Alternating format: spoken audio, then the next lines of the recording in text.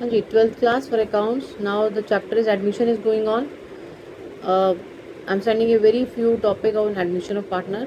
तो सबसे पहले बात करते हैं revaluation of assets and liabilities. तो revaluation of assets and liabilities very important part when there is a reconstitution of partnership firm. Land and building is undervalued by 2 lakh. These are the following transactions that occurred at the revolution of assets and liabilities. Land and building is under value का मतलब यह है कि land and building की जो value है वो कम लिखी हुई है. कितने अमाउंट से? बाय का मतलब इतने अमाउंट से. बाय ₹2 लाख कम लिखी हुई है तो आप इसको बढ़ा दो. क्या कर दोगे? Land and building account debit to revaluation account. ये इसकी जनरल एंट्री हो जाएगी. ठीक है. Stock is over valued bye, और ये कहाँ जाएगा? लैंड एंड बिल्डिंग कहाँ जाएगा? प्रोविल्यूशन अकाउंट की कौन सी साइड में जाएगा? वैल्यू आपने कम लिखी हुई है, बढ़ाई है, तो कहाँ जाएगा? क्रेडिट साइड में. Revaluation account by land and building revaluation account की क्रेडिट साइड में जाएगा. Stock is to be over valued by 20%. Book value of the stock 60,000. Book value कितनी लिखी हुई है? 60,000. और कहता है ये ओवर वैल्यू कर रखा है. ये जो बुक वैल्यू लिखी हुई है 60,000 ये ओवर वैल्यू कर रखा है. तो देखो इसको कैसे करते हैं. देखो इस केस में ओवर वैल्यू कर रखा है 20% से. तो 20% आ रहा है 10,000. कैसे आ रहा है? देखो स्टॉक की वैल्यू 60,000 है, ये बुक्स में दिखा रखी है. इसको ये ओवर वैल्यू कर रखा है 20% से.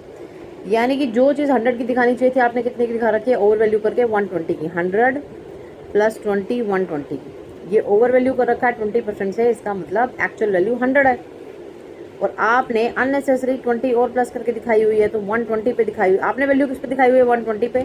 इसलिए 120 से इसको डिवाइड करेंगे और 20 से मल्टीप्लाई करेंगे तो आपकी क्या आ जाएगी? कितने अमाउंट से ओवर वैल्यू किया हुआ है? 10,000 रुपीज़ से ओवर वैल्यू किया हुआ है.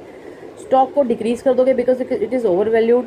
तो एंट्री क्या हो जाएगी? Profit and loss account, profit and appropriation account debit to stock account. और profit and loss appropriation account की किस तरफ जाएगा? स्टॉक डेबिट साइड में. 10,000 डेबिट साइड में दिखाएंगे 10,000 क्योंकि 10,000 से ओवर वैल्यू हो रखा है.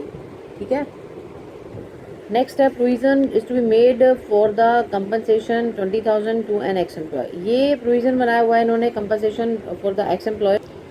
तो इस प्रोविज़न को एम्प्लॉयज़ की कंपनसेशन के लिए बनाना है आपने 20,000 का. तो ये कहाँ जाएगा? प्रोविज़न कहाँ जाते हैं? क्रेडिट साइड होता है. प्रोविज़न अगर आपने मेड करना है तो एंट्री क्या होगी? Revaluation account debit to provision for the compensation of employees. तो प्रोविज़न क्या है? एक लायबिलिटी है. लायबिलिटी इंक्रीज हो रही है. इंक्रीज हो रही है इसका मतलब रिवोल्यूशन अकाउंट की डेबिट साइड में जाएगा क्योंकि डेबिट साइड में आपके लॉसेस जाते हैं. तो बेसिकली आपकी लॉस ही हो रहा है कि आपकी लायबिलिटी बढ़ रही है, आपके लिए एक्सपेंसेस बढ़ रहा है. तो ये debit all the losses and expenses. तो ये रिवोल्यूशन अकाउंट की डेबिट साइड में जाएगा. एंट्री क्या हो जाएगी? Revaluation account debit to provision for compensation. Provision for compensation का मतलब लायबिलिटी इंक्रीज हो रही है. लायबिलिटी इंक्रीज होती है तो कहाँ जाता है? रिवोल्यूशन अकाउंट की डेबिट साइड में. Then sundry creditors appeared. Next है sundry debtors appeared in the books of 1,50,000. They are estimated to produce not more than 1,30,000. देखो सन्ड्री डेटर्स बुक्स में कितना लिखे हैं? 1,50,000. They are not estimated to produce not more than 1,30,000. तो 20,000 का gap है. 20,000 का बेसिकली इसने यहाँ ये तो नहीं बोला कि 20,000 के बेड डेट्स हो गए. इसने क्या बोला कि ऐसा लग रहा है कि 1,30,000 ही सिर्फ प्रोड्यूस हो पाएंगे, बाकी 20,000 लग रहा है कि. एस्टिमेटेड का मतलब एस्टिमेटेड है. तो यहाँ पर आपको बेसिकली ये प्रोविजन बनाने के लिए इंडिकेट कर रहा है. तो प्रोविजन फॉर डाउटफुल डेट्स आप क्रिएट करोगे. एंट्री क्या हो जाएगी? Provision for doubtful debts. Provision for doubtful debts क्या है? Liability. Revaluation account debit to provision for doubtful debts account debit 20,000. Provision for doubtful debts क्या है? लायबिलिटी है. तो लायबिलिटी इंक्रीज हो रही है. तो लायबिलिटी इंक्रीज होती है तो कहाँ दिखाती है? रिवोल्यूशन अकाउंट की डेबिट साइड में क्योंकि debit all the losses and expenses. Next है creditors include an amount of 10,000 received as commission. Creditors में एक अमाउंट इंक्लूड हुआ 10,000 which is been received as a commission. तो ये एक एक्सपेंसेस है बेसिकली कमीशन का जो कि इसने क्रेडिटर्स में दिखाया हुआ है. तो क्या करोगे? क्रेडिटर्स तुम्हारे क्या हो जाएंगे? 10,000 से डिक्रीज हो गए क्योंकि अननेसेसरी आपने कमीशन की तरह जो अमाउंट रिसीव हुआ उसे क्रेडिटर में दिखाया हुआ है. तो अब क्या करोगे? क्रेडिटर्स को डिक्रीज कर दोगे 10,000 से. उसके बाद क्रेडिटर्स को डिक्रीज करोगे तो यानी कि लायबिलिटी डिक्रीज हो रही है. यानी कि आप क्या करोगे? क्रेडिटर्स को डिक्रीज करेंगे, क्रेडिटर्स को डेबिट करोगे और रिवोल्यूशन अकाउंट को क्रेडिट करोगे. तो creditors account debit to revaluation account. ये बेसिकली क्योंकि आपकी लायबिलिटी डिक्रीज हो रही है तो that is income for you, that is a gain for you. तो credit all losses, credit all income and gains. तो इसलिए ये वहाँ पर जाएगा. Bill of exchange of 40,000 which was previously discounted with the banker was dishonored on 31st March 2018 but no entry has been passed to for this effect. एक bill of exchange था 40,000 का जो कि आपने बैंक से डिस्काउंट करवाया, अब वो डिसऑनर हो गया. अगर बिल ऑफ एक्सचेंज आपने पहले डिस्काउंट करवा के पेमेंट ले ली है तो आपके तो पेमेंट दिखाई शो कर रहा है ये बैंक अकाउंट में और अब वो डिसऑनर हो गया. तो बिल ऑफ एक्सचेंज डिसऑनर हो गया इसका मतलब आपके डेटर्स फिर से राइज हो गए इस केस के अंदर.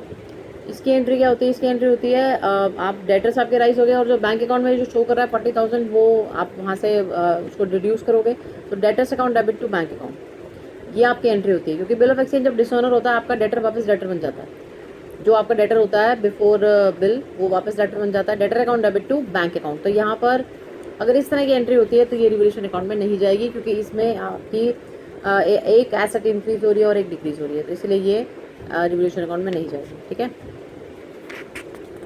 इसके बाद value of machineries to be depreciated to 1,20,000, book value 2 lakh, तो 2 लाख की वैल्यू है और डेप्रिशिएट हो गए 1,20,000 आ रही है, 80,000 का डिक्रीज हो रहा है, तो क्या दिखाओगे?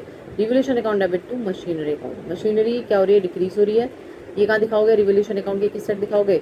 इसको दिखाओगे रिवोल्यूशन अकाउंट की डेबिट साइड, क्योंकि डेबिट और losses and expenses. Value of machineries to be decrease by 1,20,000। अब ये 1,20,000 से डिक्रीज हो रही है, ये 2 था, 2 का मतलब डिफरेंस करोगे, 2 लाख में से 1,20,000 माइनस करोगे, 80,000 से दिखाओगे।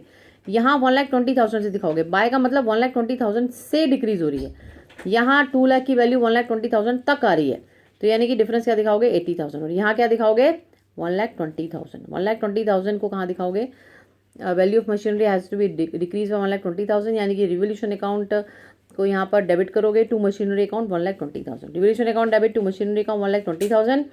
और अब ये जो 1,20,000 है ये कहाँ जाएगा? रिवोल्यूशन अकाउंट की किस तरफ जाएगा? ये जाएगा रिवोल्यूशन अकाउंट की डेबिट साइड में टू मशीनरी अकाउंट 1,20,000। तो ऊपर 2 है, यानी कि 2 लाख की 2 लाख टू 1,20,000, तो डिफरेंस कितना हुआ? 80,000 का। ये क्या है?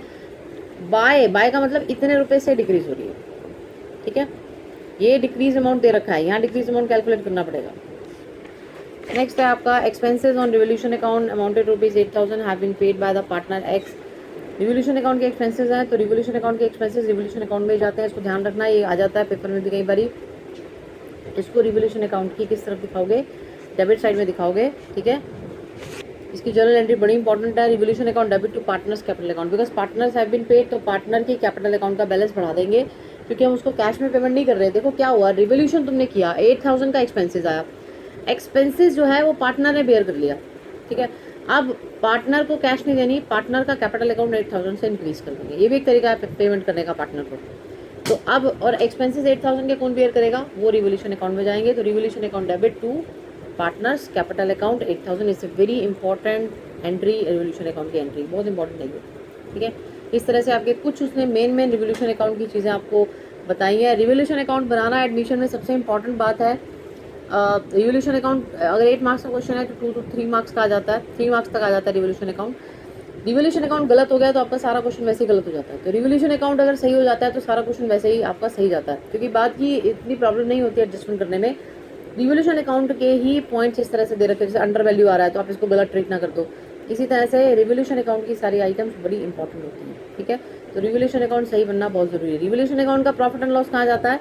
ये पार्टनर्स कैपिटल अकाउंट में डिस्ट्रीब्यूट हो जाता है। ठीक है, तो रिवोल्यूशन अकाउंट जब भी बनाओगे, लॉस होगा तो पार्टनर्स कैपिटल में जाएगा, प्रॉफिट होगा तो भी पार्टनर्स कैपिटल अकाउंट में जाएगा। ठीक है, लॉस कब होगा? जब कौन सी साइड एक्सीड करेगी रिवोल्यूशन अकाउंट की? जब रिवोल्यूशन अकाउंट की डेबिट साइड एक्सीड करेगी, तब क्या होगा? लॉस होगा। ठीक, एंट्री क्या करोगे? इस केस में लॉस है तो partners capital account debit to revaluation account. अगर प्रॉफिट होगा तो कौन सी साइड एक्सीड करेगी? Credit side. और अगर क्रेडिट साइड एक्सीड करेगी तो एंट्री क्या होगी? आप पार्टनर्स कैपिटल अकाउंट को क्या करोगे? Credit, revaluation account debit to. अब क्योंकि तुम्हारा क्रेडिट साइड एक्सीड कर रही है तो revaluation account debit to partners capital account. Fix capital method होगा तो क्या करोगे? तो पार्टनर्स करंट अकाउंट, और फ्लक्चुएटिंग कैपिटल होगा तो कैपिटल अकाउंट यूज करोगे। ठीक है, ध्यान रखना इसका। तो ये तुम्हारा रिवोल्यूशन अकाउंट की कुछ एंट्रीज हैं। रिवोल्यूशन अकाउंट आप पहले भी बना चुके हो। ठीक है, ये एक क्वेश्चन आप कर लोगे, 49th क्वेश्चन रिवोल्यूशन अकाउंट बनाना जो आपने, ये सारी एंट्रीज एक बार रिवाइज कर लेना। बस अभी के लिए इतना ही, कल तुम्हारा टेस्ट है, फिर रेडी करो फंडामेंटल अच्छे तरीके से।